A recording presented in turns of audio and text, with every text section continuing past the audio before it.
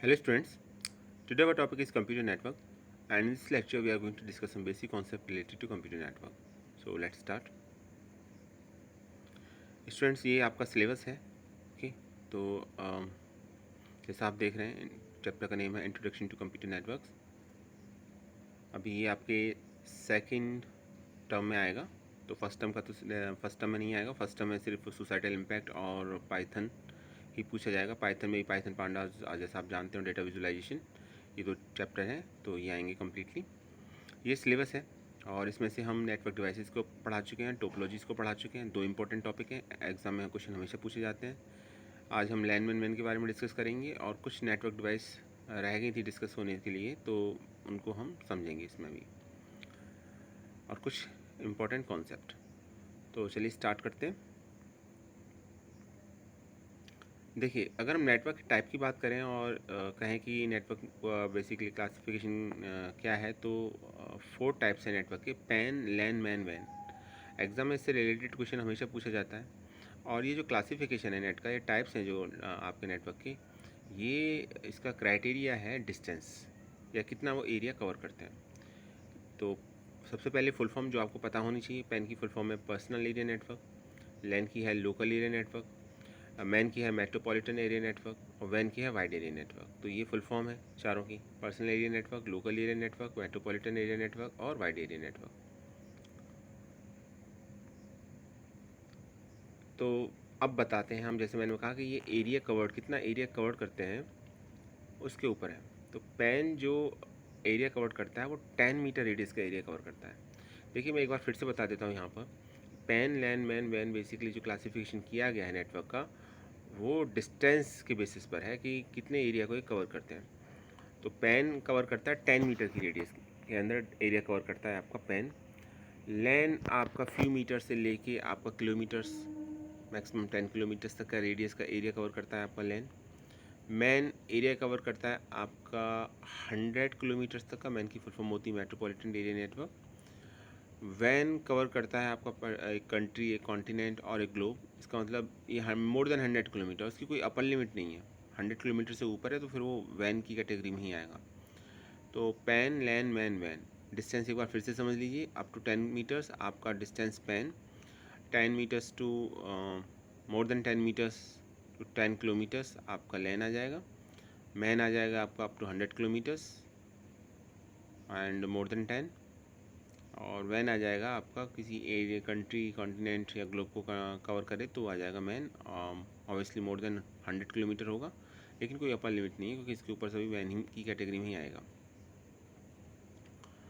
दूसरा error rate. Error rate किस में ज़्यादा है आपकी? ठीक है, पैन में और लैन में बहुत कम होती है, लोएस्ट है। मैन में मॉडरेट है और वैन में हाईएस्ट है, क्योंकि जितना ज़्यादा एरिया कवर करेंगे तो एरर रेट्स होने के चांसेस भी उतने ही ज़्यादा होंगे। पैन और लैन एक स्मॉल एरिया को कवर करते हैं, इसलिए इनमें एरर रेट लोएस्ट है। ट्रांसमिशन स्पीड, अगर हम ट्रांसमिशन स्पीड की बात करें तो पैन में और लैन में ट्रांसमिशन स्पीड ज़्यादा होती है। ठीक है, हाई स्पीड होगी इसमें। मैन में मॉडरेट होगी और वैन में लो स्पीड होगी। तो स्पीड जैसे जैसे एरिया बढ़ेगा स्पीड भी कम होती जाएगी। अलग बात है पैन और लैन में ऑलमोस्ट सेम ही होती है। देखिए, पैन होता है पर्सनल एरिया नेटवर्क, जैसे ब्लूटूथ से आपने अपनी डिवाइस को किसी को कनेक्ट किया तो पैन की कैटेगरी में आएगा। ठीक है, तो हम पर्सनली अपने लैपटॉप को, मोबाइल को कनेक्ट करते हैं एक डिवाइस से दूसरे डिवाइसेस को, तो वो पैन की कैटेगरी में आता है। या हॉट स्पॉट से कनेक्ट करते हैं तो पैन की कैटेगरी में आता है। लैन स्कूल में, कॉलेज में, कैंपस में, हम किसी बिल्डिंग में अगर हम कंप्यूटर्स को कनेक्ट करते हैं नेटवर्किंग के थ्रू तो फिर वो लैन की कैटेगरी में आएगा। तो जनरली ये होता है कि लैन और पैन में तो ट्रांसमिशन स्पीड काफ़ी हाई होती है, लेकिन जैसे जैसे एरिया बढ़ता है, जैसे मेट्रोपॉलिटन सिटी की किसी की बात करें तो हम वहाँ मेट्रोपॉलिटन एरिया नेटवर्क होगा वहाँ, तो उस केस में चूँकि डिस्टेंस बहुत ज़्यादा होगी तो स्पीड ऑब्वियसली थोड़ा सा कम होगी एज़ कम्पेरेटिवली मैन और लैन। लेकिन वैन में ये बहुत ही कम होगी क्योंकि वो एक कंट्री या कि एक कॉन्टिनेंट को कवर कर रहा है। अब नेटवर्किंग कॉस्ट की बात करते हैं कि नेटवर्किंग कॉस्ट कितनी है। तो पैन में तो ऑलमोस्ट नेग्लिजिबल है। ठीक है, तो नेग्लिजिबल इसीलिए क्योंकि मुझे अपने पर्सनल कंप्यूटर को कनेक्ट करना है हॉटस्पॉट से या ब्लूटूथ से डिवाइस को कनेक्ट करना है, तो उसमें कोई कॉस्ट नहीं है। डिवाइस आपके पास होनी चाहिए, आप इजीली कनेक्ट कर लेंगे उसमें, तो नेग्लिजिबल है इसकी कॉस्ट। लैन की थोड़े इनएक्सपेंसिव है, इतना एक्सपेंसिव नहीं है। कंप्यूटर को तो कनेक्ट करना पड़ेगा केबल के थ्रू या वायरलेस वायर्ड जैसा भी आप चाहते हैं, लेकिन as compare to MAN and LAN तो बहुत कम एक्सपेंसिव है, ये हम कहेंगे इनएक्सपेंसिव है। Man moderately expensive equipments use होते हैं मैन के अंदर, और वैन तो ऑब्वियसली एक्सपेंसिव होगा ही जब कम्प्लीटली कंट्री या कॉन्टिनेंट को हम कनेक्ट करेंगे। तो ये डिफरेंस है पैन लैन और मैन के बारे में। तो मैं एक बार फिर से बता देता हूँ आपको कि पैन लैन मैन का ये क्लासिफिकेशन जो किया गया है ये डिस्टेंस के बेसिस पर किया गया है कि कितने डिस्टेंस ये कवर करते हैं। पैन सबसे कम डिस्टेंस कवर करता है और वैन सबसे ज़्यादा डिस्टेंस कवर करता है। तो एग्ज़ाम में अगर ये पूछा जाता है तो क्वेश्चन समझ लीजिएगा, पहली बात। तो दूसरी बात ये कि कभी कभी इस पर एक क्वेश्चन भी पूछ लिया जाता है, आपसे पूछा जाएगा कि कंडीशन दे रखी होगी और आपसे कंप्यूटर कनेक्ट करने के लिए कहा जाएगा और आपसे पूछा जाएगा कि किस कैटेगरी में आता है, लैन वैन की कैटेगरी में। तो अगर आपको डिस्टेंस का आइडिया है, बिल्डिंग की बात चल रही है जहाँ कंप्यूटर को कनेक्ट करने की बात चल रही है, या स्कूल कैंपस की लैब के अंदर कंप्यूटर कनेक्ट करने की बात चल रही है, तो ऑब्वियसली वो लैन की कैटेगरी में होगा। पेन से क्वेश्चन नहीं पूछा जाते जनरली, ठीक है। तो क्वेश्चन लैंडमैन वैन से ही पूछे जाते हैं, लेकिन याद रखिएगा पैन पर्सनल एरिया नेटवर्क होता है और अप टू 10 मीटर्स की रेडियस में अगर हम डिवाइसेस को कनेक्ट करते हैं तो वो आपका पैन कहलाएगा। दूसरी बात ये कि इसमें वायर्ड या वायरलेस दोनों ही कॉन्सेप्ट इम्प्लीमेंट हो सकते हैं, तो इससे मैटर नहीं है कि वायर्ड या वायरलेस से कुछ फ़र्क पड़ेगा लैन वैन की कैटेगरी में, तो ऐसा कुछ भी नहीं है।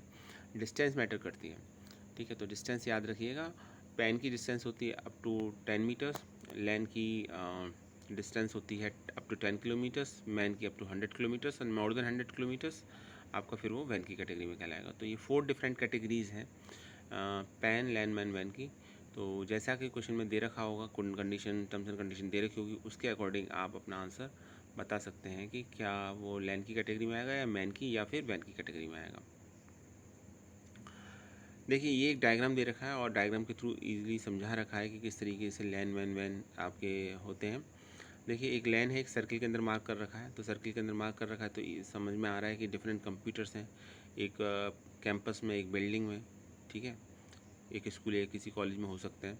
इन सभी को कनेक्ट किया गया, इंटरकनेक्टेड हैं ये सभी, तो नेटवर्किंग है इनके अंदर। तो इस टाइप की नेटवर्किंग को, नेटवर्क के क्लासिफिकेशन को हम बोलेंगे लैन। तो एक्चुअली इसमें 3 लैन है, लैन 1, लैन 2, लैन 3। और फिर ये डिफरेंट बिल्डिंग्स से कनेक्टेड हैं। इसी तरीके से फिर आपका आगे आया है मैन।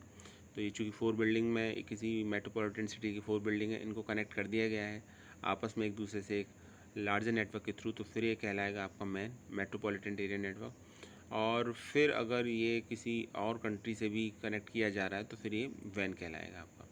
तो ये क्लासिफिकेशन है किस तरीके से लैन मैन वैन होते हैं आपके।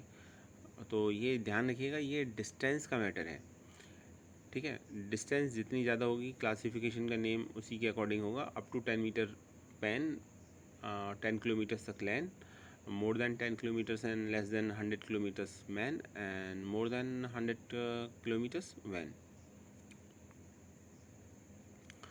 अब डिफरेंस की बात है तो देखिए डिफरेंस देख लीजिए। The main difference between LAN MAN वैन is that the LAN is a network that covers a small geographical area such as a residence, school or an office building, while the man is a network that covers an large um, an area larger than LAN but smaller than a WAN, such as a city, and the WAN is a network that covers a large geographical area such as a country.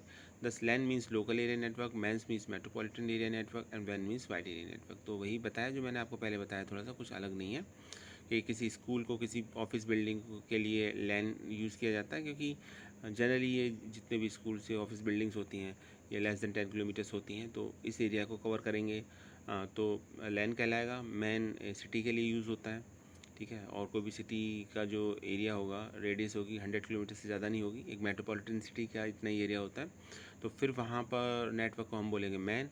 और अगर हम किसी country की बात करें, ठीक है, जो एक लार्ज जोग्राफिकल एरिया को कवर करती है, तो फिर वहाँ वैन हो जाएगा।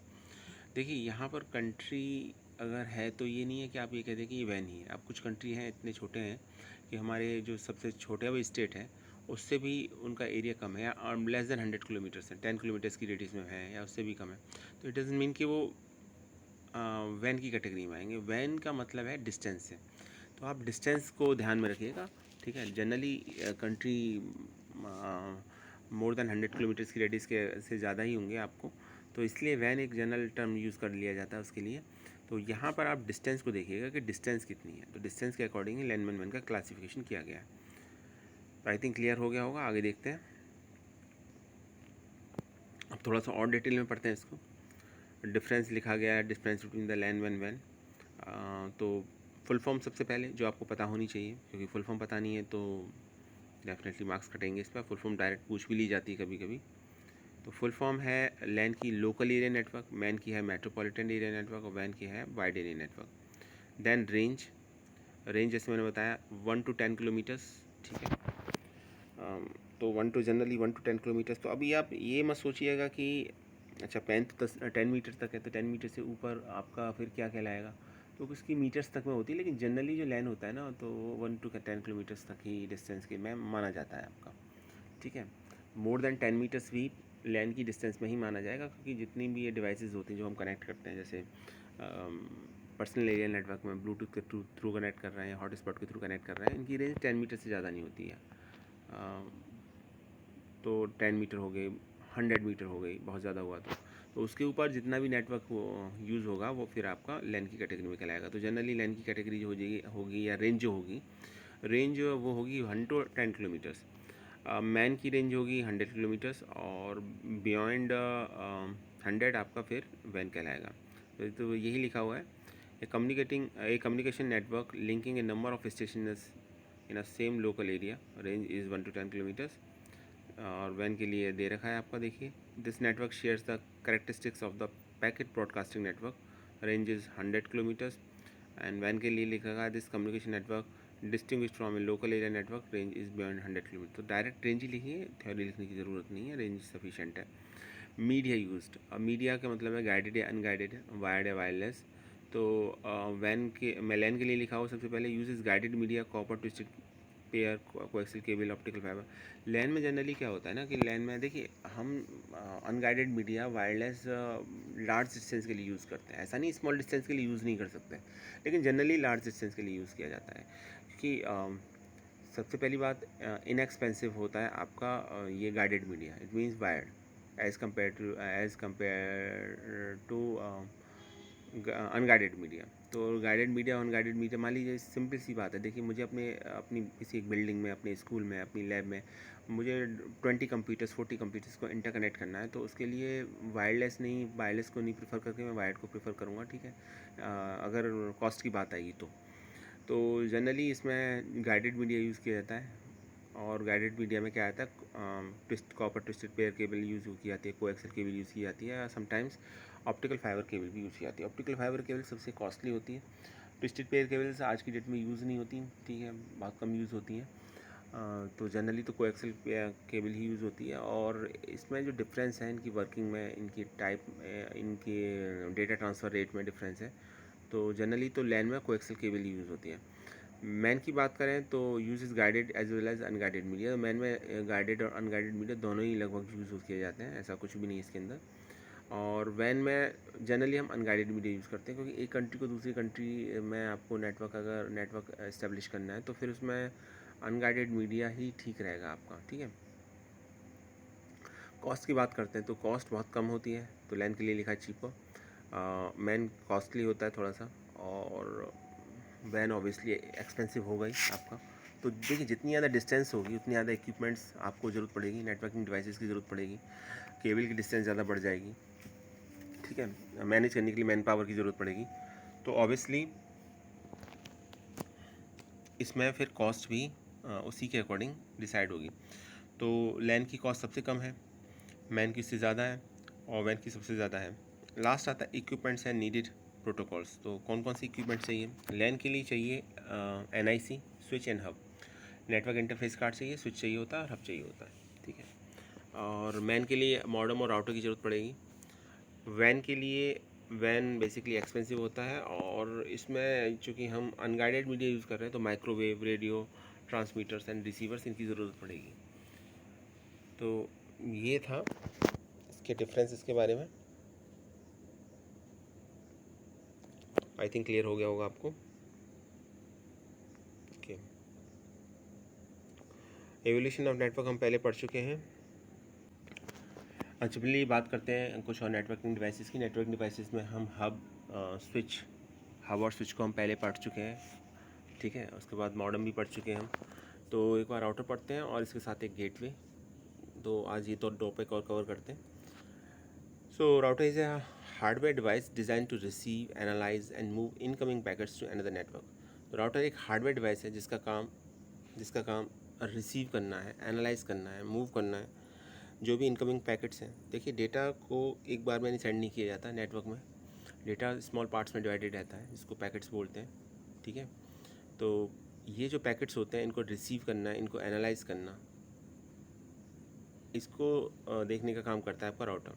तो एक हार्डवेयर डिवाइस है that is design to receive, analyse and move incoming packets to another network. किसी दूसरे नेटवर्क के साथ जो पैकेट्स आ रहे हैं उनको देखने का काम भी राउटर करता है। Next, it may also be use to convert the packet to another network interface, drop them and perform other actions related to a network. तो जब पैकेट्स आते हैं तो किसी दूसरे, ये आपका नेटवर्क इंटरफेस की तरह काम करता है। एक नेटवर्क से दूसरे नेटवर्क में जब डेटा पैकेट जाता है तो उसे कन्वर्ट करने का काम करता है, वहाँ ड्रॉप करता है, ठीक है।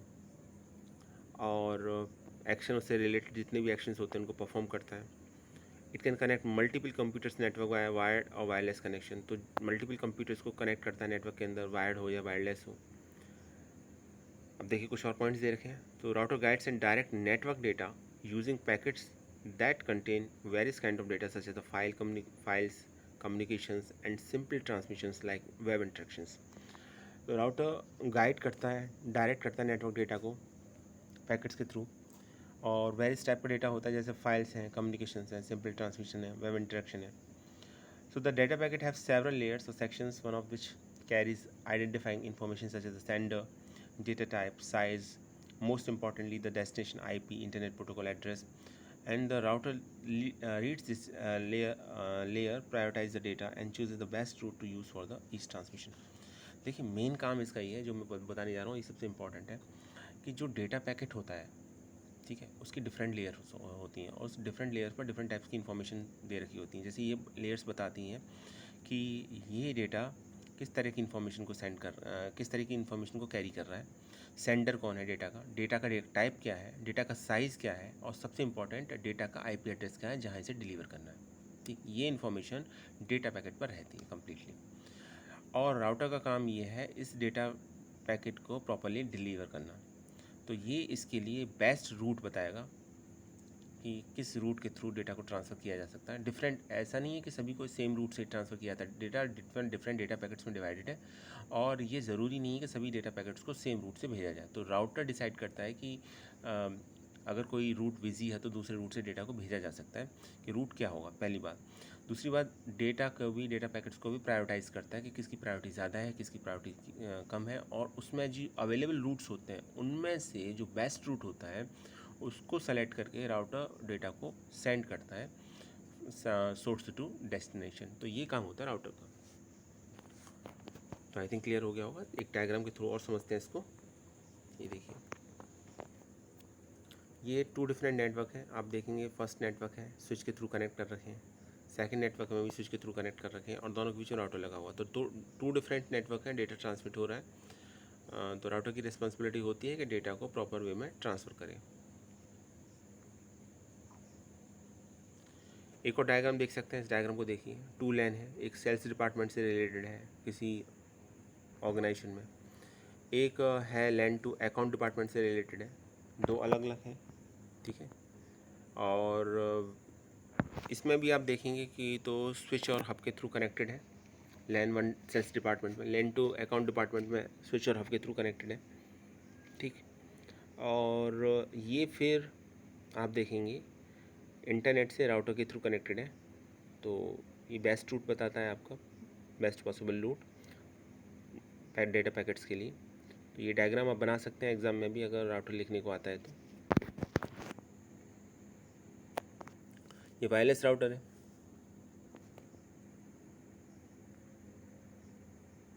बात करते हैं रिपीटर्स की।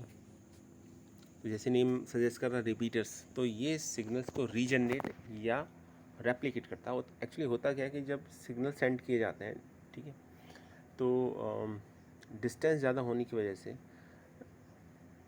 डेटा लॉस होने के चांसेस बने रहते हैं, डेटा ट्रांसमिशन लॉस होने के चांसेस बने रहते हैं। तो किया ये जाता है कि बीच में एक ऐसी नेटवर्किंग डिवाइस को लगा दिया जाता है जो सिग्नल को रीजनरेट करे या रेप्लिकेट कर दे। ताकि डेटा लॉस बिल्कुल भी ना हो। तो ऐसी डिवाइसेस को रिपीटर्स बोला जाता है। ऐसी नेटवर्क डिवाइसेस को क्या बोला जाता है? रिपीटर्स। रिपीट करते हैं, इसलिए रिपीटर्स बोला जाता है। So a network device use to regenerate और रेप्लिकेट ए सिग्नल।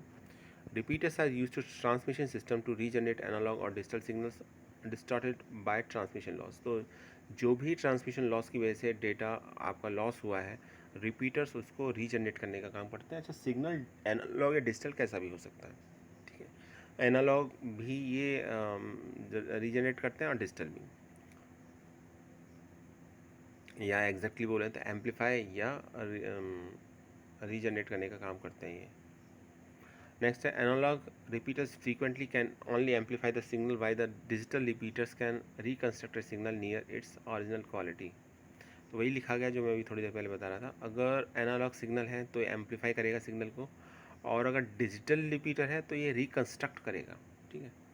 तो डिजिटल सिग्नल को अलग अलग टाइप्स के होते हैं। एक एनालॉग रिपीटर्स कहलाता है, एक डिजिटल रिपीटर्स कहलाता है। ये क्लासिफिकेशन डिपेंड करता है कि सिग्नल का टाइप क्या है। अगर सिग्नल का टाइप है आपका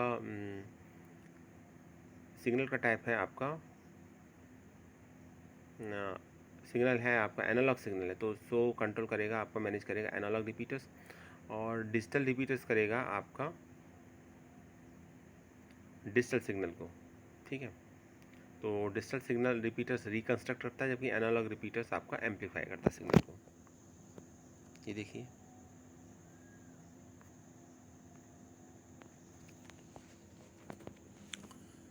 नेक्स्ट बात करते हैं गेटवे की। Gateway is a network device use to connect to networks that uses different protocols. बड़ा इंपॉर्टेंट है ये भी, एग्जाम सिलेबस में भी दे रखा है और एग्जाम में पूछा जा सकता है। तो गेटवे की बात करते हैं तो लिखा हुआ देखिए, gateway is a network device use to connect to networks that uses different protocols. तो दो डिफरेंट नेटवर्क हैं आपके, ठीक है, और वो टू डिफरेंट प्रोटोकॉल्स को यूज़ कर रहे हैं। तो गेटवे एक ऐसी नेटवर्क डिवाइस है जो कनेक्ट करती है टू डिफरेंट नेटवर्क को। पहली बात, गेटवे, इसलिए इसे गेटवे बोला जाता है। क्यों बोला जाता है, इसको थोड़ा सा और समझेंगे तो हम ऐसे कह सकते हैं कि it could be defined as a node that act as an entry for another network node. तो किसी दूसरे नेटवर्क की नोड्स के लिए एंट्री का कराने का काम आपका ये गेटवे करता है, इसलिए इसको गेटवे बोला जाता है। क्लियर है? So it could be defined as a node that act as an entry for other network node. तो किसी दूसरे नेटवर्क नोड्स की एंट्री, किसी दूसरे नेटवर्क के कोई कंप्यूटर सिस्टम किसी और नेटवर्क के कंप्यूटर सिस्टम के थ्रू कम्युनिकेट करना चाहता है, तो इसके लिए जिस डिवाइसेस की रिक्वायरमेंट पड़ेगी उसको हम गेटवे बोलते हैं। अब ये गेटवे क्या है? So gateway is a hardware device. कोई हार्डवेयर डिवाइस होती है that act as a gate between two networks. बड़ा सिंपल सी बात है, डेफिनेशन इसको अंडरलाइन कर लीजिएगा। Gateway is a hardware device that act as a gate between two networks. तो एक हार्डवेयर डिवाइस दो नेटवर्क के बीच में गेट का काम करती है, एक एंट्री पॉइंट का काम करती है, उसको हम गेटवे बोलते हैं। अब ये गेटवे क्या हो सकता है? कोई अलग से डिवाइस आती है? नहीं। इट में बी ए राउटर, ए फायरवॉल और ए सर्वर। तो ये एक राउटर हो सकता है, राउटर भी एक गेटवे हो सकता है, एक फायरवॉल भी एक गेटवे हो सकता है, और एक सर्वर भी गेटवे हो सकता है, ठीक है। और other device that enable traffic to flow in and out of the network. या कोई भी ऐसी डिवाइस जो जिसके थ्रू डेटा का किसी नेटवर्क में डेटा, एक नेटवर्क से दूसरे नेटवर्क में डेटा फ्लो हो रहा है इन आउट, तो वो आपका फिर एक गेटवे कहलाएगा। क्योंकि जैसा नेम है ना, गेटवे। सो एक hardware device that act as a gate between two networks, जो टू डिफरेंट नेटवर्क्स के बीच में एक गेट का काम कर रही है, उसको हम गेटवे बोलेंगे।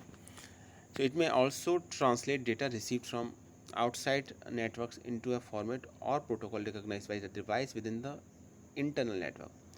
तो ये क्या काम करता है? क्वेश्चन यहाँ पर ये है, ये इसके साथ साथ एक काम और होगा गेटवे, कि ये आपका डेटा को ट्रांसलेट करता है एक आउटसाइड नेटवर्क से एक इंटरनल नेटवर्क में, क्योंकि दोनों डिफरेंट प्रोटोकॉल्स को यूज़ कर रहे हैं। तो इसका काम ये है कि उस डेटा को रिकग्नाइज करना, क्योंकि फॉर्मेट अलग अलग होगा, प्रोटोकॉल अलग अलग होंगे, तो उन प्रोटोकॉल को रिकग्नाइज करना, ठीक है, और उसके अकॉर्डिंग डेटा को फाइंड आउट करना।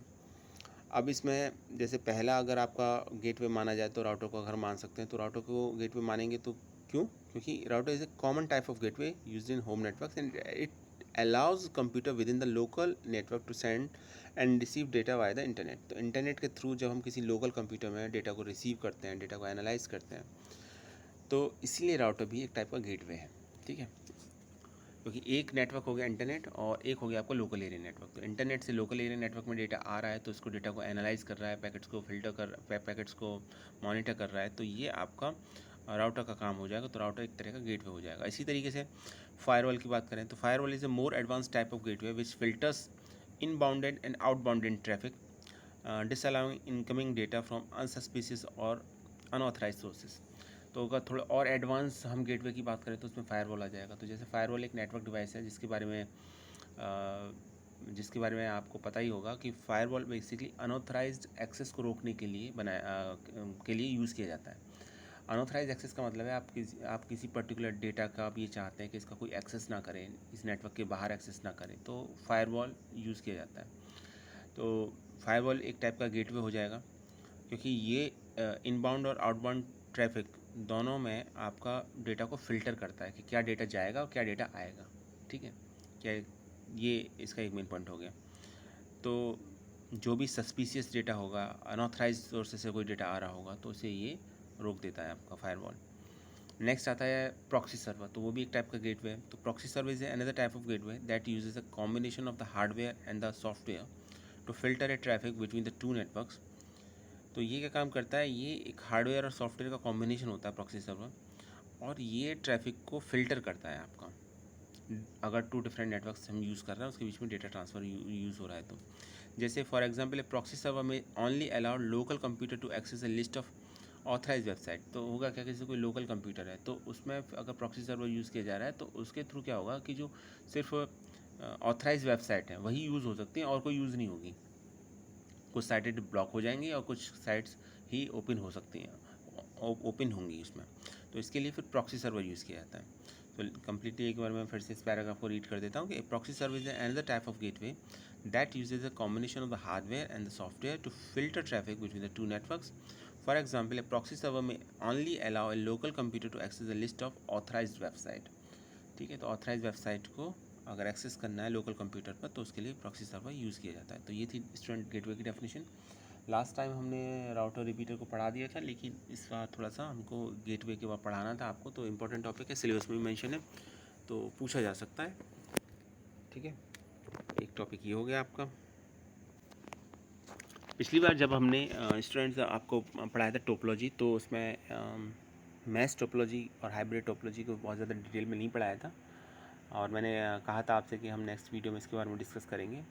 टोपोलॉजी को हम ऑलरेडी पढ़ा चुके हैं, और मैं एक बार थोड़ा सा इंट्रोडक्शन दे देता हूँ। टोपोलॉजी से मतलब है कि कंप्यूटर नेटवर्क में कंप्यूटर्स आपस में किस तरीके से इंटरकनेक्टेड है। ठीक है, तो डिफरेंट टाइप से इंटरकनेक्टेड हो सकते हैं, और तो उनमें से एक टाइप है मैश टोपोलॉजी। तो देखिए मैश टोपोलॉजी में किस तरीके से कनेक्टेड है। अगर ये 5 कंप्यूटर्स हैं तो इनको ज़रा इनका कनेक्शन देखिए किस तरीके से इंटरकनेक्टेड है। इसमें एक बात आपने नोटिस की होगी कि सभी कंप्यूटर्स एक दूसरे से कनेक्टेड है एक केबल के थ्रू। ठीक है, तो सभी के बीच में कम्युनिकेशन। तो इसका क्या एडवांटेज होगा, इस एडवांटेज ये होगा इसमें कि अगर कोई एक लाइन ब्रेक भी हो जाती है तो भी कम्युनिकेशन बना रहेगा। ठीक है, तो ये सबसे बड़ा एडवांटेज होता है मैश टोपोलॉजी का, क्योंकि डेटा के लिए दूसरा पाथ अवेलेबल होगा डेटा सेंड करने के लिए। ठीक है, पहली बात तो ये। और इसमें अगर नंबर ऑफ़ नोड्स n है तो जो फॉर्मूला यूज़ होगा कि नंबर ऑफ़ केबल्स कितनी रिक्वायर्ड होंगी, तो उसको हम कह सकते हैं second n into n minus 1 divide by 2 दे रखा होगा आई थिंक।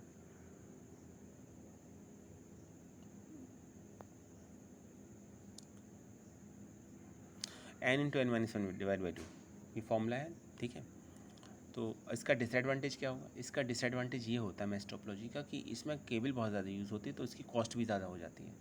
और एडवांटेज ये हो जाता है कि नेटवर्क में डेटा फेलियर होने के चांसेस बहुत कम रहते हैं, मिनिमम रहते हैं, लगभग ना के बराबर, ऑलमोस्ट नेग्लिजिबल। तो ये इसका एडवांटेज होता है। तो डिफरेंट कंप्यूटर्स आपस में इंटरकनेक्टेड होते हैं एक दूसरे से, सभी कंप्यूटर डायरेक्टली, ये इसका मेन फीचर है। और अगर हमारे पास नंबर ऑफ़ नोड्स n है तो नंबर ऑफ़ लिंक्स अगर हम निकालना चाहें तो फॉर्मूला लगेगा n into n minus 1 divide by 2। जैसे यहाँ 5 कंप्यूटर्स हैं तो हो जाएगा 5 into 4 divide by 2, it means 5 into 2 it means 10। तो 10 इसमें लिंक होंगे, आप देख सकते हैं इसमें 10 लिंक है। ठीक है, तो ये मैश टोपोलॉजी था। बात करते हैं हाइब्रिड टोपोलॉजी की। तो हाइब्रिड टोपोलॉजी कुछ अलग टोपोलॉजी नहीं, बल्कि ये क्या है कि अगर हम एक लार्ज नेटवर्क है तो उसमें हम पर्टिकुलर किसी एक टोपोलॉजी को यूज़ ना करके एक से ज़्यादा टोपोलॉजी का कॉम्बिनेशन यूज़ करते हैं। तो ऐसे ही टोपोलॉजी को हाइब्रिड टोपोलॉजी बोला जाता है। जैसे इसमें आपका लैन भी यूज़ हुआ है, रिंग भी यूज़ हुआ है, ट्री भी यूज़ हुआ है, जिसे आप डायग्राम में देख पा रहे हैं। तो 3 डिफरेंट टोपोलॉजी को यूज़ किया गया है। एक आपका नेटवर्क है एक एरिया में, तो उसमें हमने रिंग टोपोलॉजी से कनेक्ट किया है। मान लीजिए 3 लैब है आपके पास, ठीक है। तो एक में आपने लैन के थ्रू कनेक्टेड, एक में आपने बस टोपोलॉजी का यूज़ किया है, सेकंड के अंदर आपने यूज़ किया है रिंग टोपोलॉजी को, थर्ड के अंदर आपने ट्री टोपोलॉजी को, जिसमें नंबर ऑफ कंप्यूटर्स ज़्यादा है। अब आपस में इन तीनों को कनेक्ट कर दिया जाएगा तो ये फिर एक हाइब्रिड टोपोलॉजी कहलाएगी। तो हाइब्रिड टोपोलॉजी एक से ज़्यादा टोपोलॉजी का कॉम्बिनेशन होती है, मिक्सचर ऑफ 2 और मोर टोपोलॉजीज। तो 2 से ज़्यादा टोपोलॉजी का मिक्सचर होती है आपकी हाइब्रिड टोपोलॉजी। कुछ अलग से टोपोलॉजी नहीं है कि जो आपने टोपोलॉजी अभी तक पढ़ी है उनमें से मिक्सचर होती है आपका। तो स्टूडेंट, ये था हमारा आज का वीडियो। इसमें हमने लैन मैन के बारे में समझा, जो आपके सिलेबस का मेन पार्ट भी, और साथ में हमने पढ़ा इसमें कुछ नेटवर्किंग डिवाइसेस को, और कुछ जो टोपोलॉजी रिमेनिंग थी हमारी बची हुई थी, जो हमने लास्ट वीडियो में डिस्कस नहीं की थी, उनको। तो thanks for watching this video.